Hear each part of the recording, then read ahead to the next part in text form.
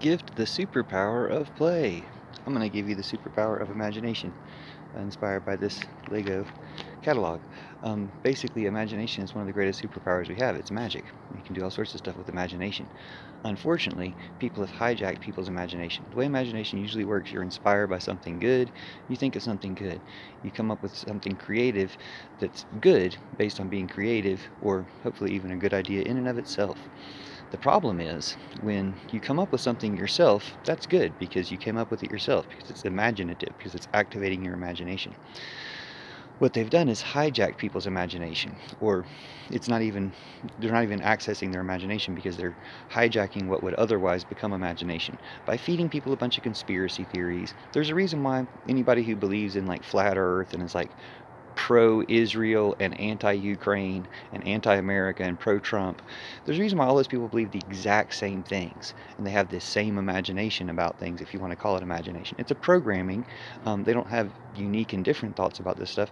They share the same thoughts that someone sold them a bunch of conspiracies. And they don't all share all of them. It's not like everybody who believes, in Trump is also a flat earther. But there's a reason why there's a lot of coincidence there. And the reason is that people have hijacked or destroyed their imaginations by shifting their imaginations to conspiracy theories.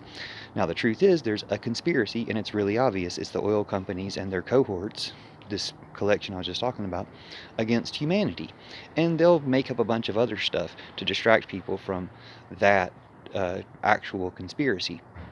But the thing is, they've got people imagining things in the real world as if things that they're imagining are real when they're not, instead of imagining things in the imaginary world, like imagining what the future could be, or imagining, completely different types of worlds. That's what the imagination can do for you. Unfortunately, with fear and scaring these people and misinformation, they've gotten these people's imaginations to be focused on this world in a weird way that's not unique or creative. It's repeating something that's been cloned and programmed into them, and it's hurting their ability to imagine other things because it's using up all their otherwise would be imaginative powers, imaginative thinking, on all this fear and suspecting, imagining what other people are thinking about or doing, like all this agenda of woke and stuff that they're afraid of, which is really just the truth coming out, and they can't handle it because they have to cling to this imaginary slash false world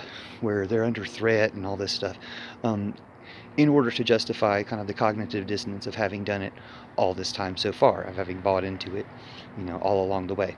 But it's not true, and we can just point out that it's not true and unlock people's real imaginations for imaginary things, not fake things about the real world. Thank you.